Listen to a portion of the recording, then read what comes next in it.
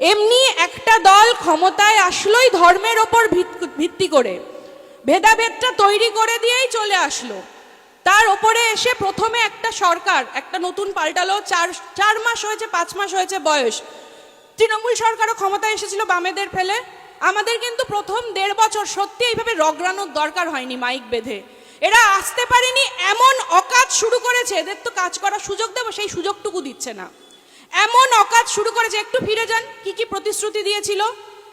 প্রথমেই আসবো আমি অন্নপূর্ণা ভাণ্ডারের কথায়। আমরা সবাই চেয়েছিলাম, এটা আমাদেরও দাবি ছিল, হয়তো নামটা ছিল না, যে ডবল করা হোক বা ন্যূনতম 6,000 টাকা করা হোক প্রতিটা মহিলাদের। অনেকে পেয়েছেন অন্নপূর্ণা ভাণ্ডার, কিন্তু তাদের প্রতিশ্রুতিতে কি ছিল? প্রতিশ্রুতিতে ছিল সকল মহিলারা পাবেন, যারা যারা বেনিফিশিয়ার আছে লক্ষ্মীর ভাণ্ডারে। অন্নপূর্ণা ভাণ্ডার কি পাচ্ছে তারা? সবাই কি পেয়েছে? সবার ঢুকেছে? ঢোকেনি। কারণ আমরাও বিভিন্ন জায়গায় কর্মরত যেখানে যাচ্ছি, হাজার হাজার মানুষ এসে বলছে আমার তো ঢুকলো না দিদি, ভোটের আগে তো এই কথা বলেনি।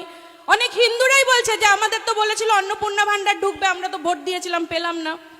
ভোটের পরে ফস করে না। ভোটের আগে বলেছিল কি পেট্রোলের দাম কমবে, ক্ষমতায় আসলে 1 সপ্তাহ হতে পারলো না। এখানে অনেক আমার দাদা ভাইরা আছেন, ছোট ভাইরা আছেন, বাইক চালান। প্রথম বিজেপি সরকার আসার 1 সপ্তাহের মধ্যে আমরা কি দেখলাম? 3 বার পেট্রোলের দাম বেড়ে গেল। আগে কখনো দেখেছেন? তাহলে প্রতিশ্রুতি যা দিয়েছিল এসে ঠিক তার উল্টোগুলো করছে।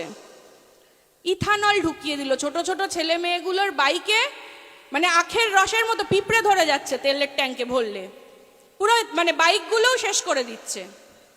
সব বেচে দিয়ে তো এদের আর কিছু বাকি নেই। যেগুলো করার কথা ছিল প্রতিশ্রুতি দিয়ে না করে আর কি কি হচ্ছে।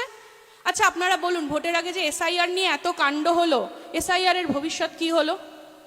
এসআইআর এ যারা নাম বাদ গেল, 52 সাল থেকে দেখা যাচ্ছে ওয়ারেশনে 50 বিঘা জমি ছিল, ওয়ারেশন হতে হতে হতে হতে এখন 0.5 জমি রয়েছে, তারপরে 5 শতকও জমি নেই, তাদেরও হচ্ছে নাম কাটা গেল। তাহলে তাদের ভবিষ্যৎ কি হলো?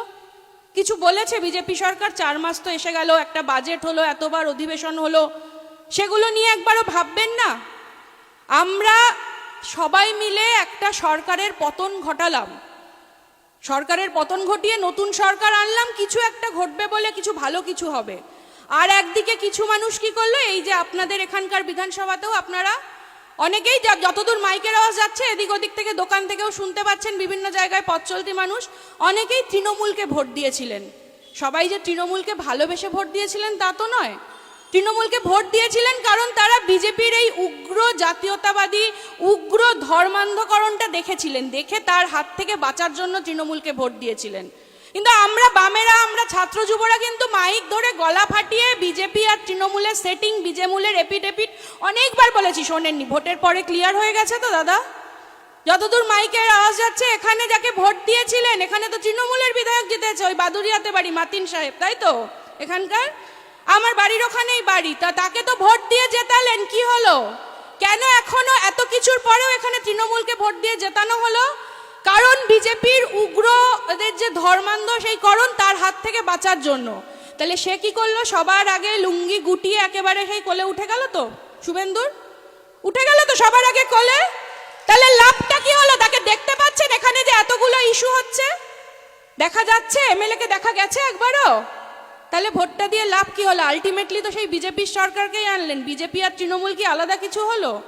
মা মাটি মানুষ করতে করতে ওই মমতা পিসি ভাইপোর মা মাটি মানুষ হয়ে গেছে, কিন্তু বাকি টোটাল দলটা, এ তো বিজেপির বি টিমগুলোই তো আবার কোলে উঠে গেল। তাহলে বলুন, পরের বার এরা যখন ভোট চাইতে আসবে আর মুখ থাকবে, এদের অবশ্য দোকান কাটা লজ্জা নেই, কিন্তু আপনাদের তখন বলার জায়গাটা থাকবে তো, যে 5 বছর ধরে যাকে আপনারা বিজেপির বিরুদ্ধে ভোটটা দিয়ে আনলেন, তাহলে কি লাভ হলো? সে তো বিজেপিরই কোলে উঠে গেল।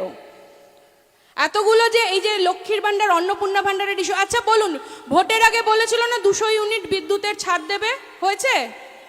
বাজেট গেল, অনেক কিছু হয়ে গেল, তো কিছু হলো না তো। অনেক বড় বড় তো কথা, অনেকগুলো তো শুনছি। আবার আমি এখানে শুরু হওয়ার আগে যখন আজান হচ্ছিল এসে বসেছি, একটি ছোট্ট ভাই আমার সাথে দেখা করতে এসেছিল, প্রতিবন্ধী, 2টি চোখ এসে দেখতে পায় না, দৃষ্টিহীন। তো আমি জিজ্ঞেস করলাম তোমাদের তো এখন খুব ভালো হয়েছে, ওর দাদুর সাথে এসেছিল, যে প্রতিবন্ধী ভাতা তো 2 গুণ হয়ে গেছে, 2000 টাকা করে পাচ্ছ তো, এখন একটু তো সুবিধা হয়েছে। বললো না, ওটা তো ওই ঘোষণাই করেছিল, একটা টাকাও আজ 3 মাস হয়ে গেছে 1000 টাকার বেশি পাইনি। তাহলে ঘোষণাটাই সারের সার হয়ে গেল, কাজের কাজ কি হচ্ছে? এসে ফার্স্টে এরা কি করলো, একটা নতুন সরকার এসে, আমাদের তো কাজ করার অনেকটা জায়গা ছিল, 15 বছর তো জায়গাটাকে খোকলা করে দিয়েছিল, তা না করে এরা প্রথমেই বুলডুজার চালানো শুরু করলো। এই যে পাশে দেখছেন সন্ডালিয়া স্টেশন, একটু এগিয়ে গেলে একটু দেখতে পাবেন বারাসাত স্টেশন, আমরা যেদিকে থাকি ওই মসলন্দপুর, হাবড়া, ওইসব দিকে স্টেশন, চাপাপুকুর স্টেশন, ওই দিকগুলোতে কি হলো, আমরা দেখলাম প্রথমেই এসে বুলডুজার চালানো শুরু করলো। ডবল ইঞ্জিন সরকার ভেবে আমরা ভেবেছিলাম বোধহয় বাংলার খুব উন্নতি হবে, একেবারে মহাকাশে উঠে যাবে। কি দেখলাম, একটা ইঞ্জিনের, একটা বুলডুজারের দুটো চাকা, সেই দিয়ে সব হকারদের বুক দিয়ে গুড়িয়ে দিল, হকারগুলোকে উচ্ছেদ করলো, একটা রাতের অন্ধকারে এসে গুড়িয়ে দিল। ওই যে হাবড়ায় আমাদের যে হকার উচ্ছেদের টোটাল পুরো মানে নিঃস্ব করে দিয়েছে, এখানে সন্ডালিয়াতে আমি কতটা করেছে জানি না, আমাদের ওই চত্বরে আর কিছু বাকি রাখেনি, করে সব আদানি আম্বানিদের হাতে বেচে দিচ্ছে। তাহলে এই যারা, আমি একটা ছোট্ট ঘটনা আপনাদেরকে বলতে চাই, হকারের কথা এই কারণেই তুললাম। ভোটের আগে হাবড়াতে একটা পথসভা করতে গেছি, তখন হচ্ছে ঈদের সময়, রোজা চলছে, তো হাবড়া স্টেশনে প্রচুর লোকজন থাকে, প্রচুর হকার থাকে, অনেক দোকান ছিল। একটা দোকানে আমি লস্যি খাচ্ছিলাম, পাশে একটা ফলের দোকান, তো এক দাদাভাই ইফতার করবে বলে ওখান থেকে কলা কিনেছে। হ্যাঁ, এবার ট্রেন এসে গেছে, তাড়াতাড়ি খেয়ে খোসাটা এরকম ছুটতে গিয়ে প্ল্যাটফর্মেই পড়েছে, চলে গেছে। যে দাদার ফলের দোকান ছিল সম্ভবত হিন্দু, তিনি খুব করে বলছিলেন, দাঁড়াও না, বিজেপি সরকারটা আসুক, সব বুঝবে। তা ভোটের কিছুদিন পরে সরকার পাল্টালো, আমার কোনো রকমে বারাসাতে একটা মিটিংয়ে যেতে গিয়ে আমার মানি ব্যাগ চুরি হয়ে যায় ট্রেনেই।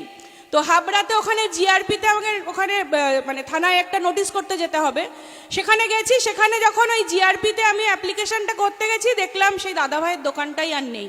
যে বলেছিল বিজেপি সরকার আসলে সব গুড়িয়ে দেবে, সেই দাদাভাইয়ের গায়ে হয়তো আবির খেলেছিল, সেই গেঞ্জি থেকে গমলা রংটা ওঠেনি, তার আগে তার দোকান গুড়িয়ে দিয়েছে। এই কথাটা এই কারণেই বললাম যে যারা ভোট দিয়ে বিজেপি সরকারকে এনেছিলেন, বিজেপি সরকার কোনো গরিব মানুষের সরকার নয়, বিজেপি দল হিন্দুরও নয়, বিজেপি মুসলিমেরও নয়, বিজেপি কোনো স্বাধীনতা সংগ্রামেরও নয়, ওগুলো হচ্ছে ওই আরএসএস এর দালাল আর আদানি আম্বানিদের কেয়ারটেকার সরকার। কি করলে আদানি আম্বানিদের ভালো হবে সেই কাজ করে যাচ্ছে। আর এখন এসে বড় বড় কথা বলে, আমাদেরকে ধর্মের কথা বলে, দেশদ্রোহী বলে।